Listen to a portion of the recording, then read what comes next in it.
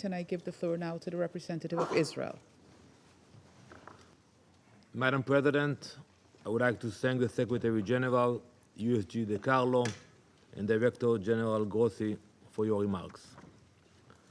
Madam President, before I begin my remarks, I must address the representative of the Islamic regime in Iran, Mr. Iravani.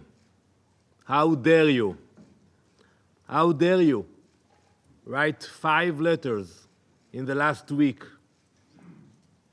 come before this council, demand a session, and ask the international community for sympathy? How dare you ask the international community to protect you from the consequences of your own genocidal agenda? Have you no shame?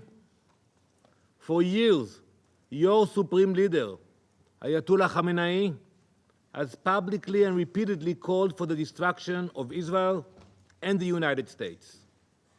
In May 2024, he declared, and I quote, "The divine promise to eliminate the Zionist entity will be fulfilled." In May 2025, he said, and I quote, "The Zionist regime that is a lethal, dangerous, cancerous tumor should certainly be eradicated, and it will be." These statements are your regime's policies. Your government has attempted the assassination of Prime Minister Netanyahu. It attempted the assassination of President Trump. Your operatives have plotted to attack Jewish communities and kill Israeli civilians across the world. Now, with innocent blood still dripping from your hands, you come here asking for sympathy. You demand protection from this council while plotting the extermination of my people. It's enough. Enough with the performances. Enough with the theater. How can this council allow the representative of a regime that funds, arms, and orchestrates terror across the world to come here and play victim? It's like a wolf complaining when the shepherd fights back to protect his flock. So innocent. Mr. Iravani, please clarify to us. Do you support the destruction of Israel, a UN member state? Do you support the assassination of our elected leaders? If you do not, say so. We are all here, waiting.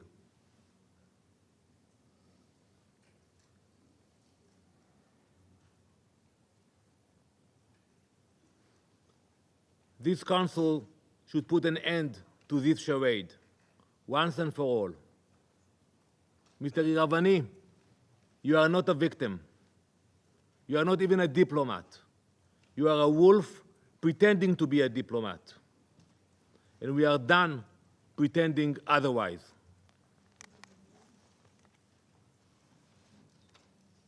Madam President, on Wednesday night, Iran launched a ballistic missile directly at a hospital. And by the way, I listened to your word. You mentioned that we attacked hospitals. I ask you to provide a list of the hospitals that Israel attacked in Iran. We know what we are doing. If we attacked hospitals, show us the locations, show us the names and the list. Iran launched a ballistic missile directly at a hospital, Soroka Medical Center in Be'er Sheva, the largest hospital in southern Israel. It was struck by a precision-guided missile fired by the Islamic Republic of Iran. This hospital serves over 1 million people, Jews, Muslims, Christians, Druze, Bedouin. It is a vital provider of emergency and trauma care. Iran hit it in purpose. There was no military bases around, no mistakes, leaving those million people with severely reduced access to medical service. This was not a misfire. This was not a mistake. Iran has proven its ability to strike strategic targets with accuracy. This was a deliberate act. It is a blatant violation of international law, a war crime, and a calculated attempt to murder the most vulnerable. Let this Council understand what that missile really signified. That no one is safe. That if Iran will target a hospital with a ballistic missile, it will target anyone, anywhere, with anything they have. Today, it was Beersheba. Tomorrow, it could be Brussels. Soon, it could be Boston. Iran is rapidly expanding its ballistic missile arsenal. Today, its longest-range missiles can travel over 2,000 kilometers. That already puts Eastern Europe in range. But Iran is not stopping there. Iran is developing missiles with a range of over 4,000 kilometers. That would place every European capital, London, Paris, Berlin, Rome, within striking distance. And when that milestone reaches, what comes next? New York, Washington, the US entire East Coast. Before Israel took action, that reality was approaching faster than you could imagine. Council members, do you believe that some will hesitate to threaten entire populations with nuclear-armed missiles? Can you guarantee? Especially a regime which chants death to America, death to England, death to Israel, and so many others. Because that is where the world was heading. Israel is stopping it. Iran has already enriched uranium to near weapons-grade levels. It cannot be denied. We saw the reports.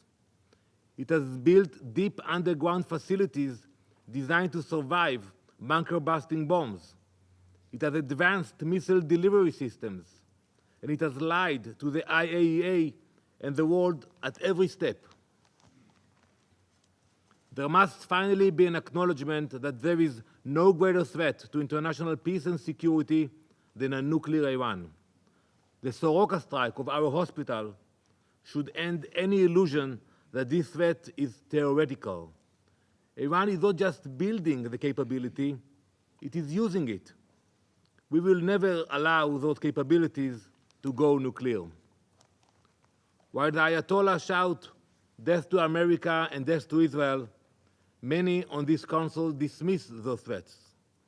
While Iranian missiles fly, the UN urges restraint and de-escalation while ignoring Iran's nuclear ambitions altogether. That weakness, that detachment from reality, that hypocrisy is what allowed Iran to get as far in its nuclear program as it did. It is what allowed Iran to sow chaos across the world. And let's analyze it for a minute. The Iranian regime has exported thousands of drones which have killed many civilians.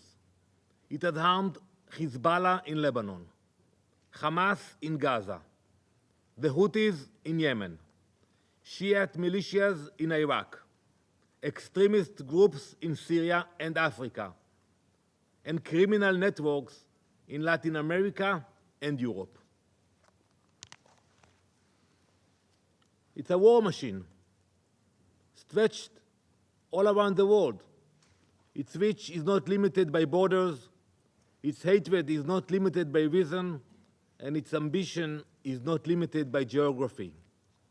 We have already seen the consequences. Terror attacks in Argentina, Iranian agents uncovered in European capitals, proxy missile strikes on Gulf states. This is Iran's vision for the world, and it's happening in real time. Right now, Israel is the focus point for that murderous vision. Just yesterday, Iran launched another ballistic missile, this time carrying cluster munitions. at a densely populated civilian area in central Israel. Cluster munitions are designed to spread multiple explosions over a wide area. He deliberately fired these munitions at civilians. Iran's intentions could not be clearer. Bloody murder. 29 civilians have been killed and almost 900 wounded by Iranian missiles. The only reason the number isn't higher is because of Israel's advanced defensive capabilities. So yes, Israel acted because we understand the cost of waiting. We will not wait for another threat, whether that is rockets, missiles, terrorists, or an atomic bomb. Israel acted as a last resort. This was the final window of opportunity to prevent Iran from acquiring nuclear weapons, and it came only after diplomacy had been exhausted. Israel cannot and will not accept this situation. Operation Rising Lion was launched to neutralize an imminent and existential threat, and we are doing so in full compliance with international law. Israel is strictly following the law of armed conflict, including the rules of distinction, proportionality, and precautions in attacks. That's why I'm waiting for the report about the hospitals. Our strikes are aimed at military objectives based on reliable intelligence. Every measure is taken to minimize harm to civilians. Iran launches indiscriminate barbaric missile attacks. They deliberately target population centers. This is the difference between a democracy acting in defense of its people and a brutal regime targeting civilians. Colleagues, it is Israeli civilians running for shelter now, every day. But something many of you also seem not to understand is that when Israel acts, we are not only defending our people, we are defending yours. As German Chancellor Merz said, and I quote, Israel is doing the world's dirty work. We are the first target, but we will not be the last. We are holding the line between civilization and genocidal jihadist imperialism. Iran doesn't just want to destroy Israel. It wants to remake the world order. One missile, one terror proxy, one destroyed hospital at a time. So no, we do not apologize for defending ourselves. We do not apologize for striking Iran's nuclear facilities. We do not apologize for neutralizing the threat, because while some here raise their voices when Israel strikes a ballistic missile site, they fall silent when Iran strikes a surgical wind. Some condemn us for destroying a drone factory, but say nothing when Iran hits a residential building. That is not balance. That is moral collapse. We are doing what this council should have done long ago. We are acting where the international community hesitated. We are stopping a threat that endangered the entire world. Though our homes, our families, and our children are under threat, we will not stop. Not until Iran's nuclear threat is dismantled. Not until its war machine is disarmed. Not until our people and yours are safe. This is not just Israel's fight. It is the world's fight, and if no one else will fight it, we will. Thank you, Madam President. I thank the representative of Israel for his statement. I wish to take this opportunity to remind all speakers that this is a formal meeting of the Council, and as such, the need to ensure the proper decorum and proper language. We should always aim to refrain from personal attacks.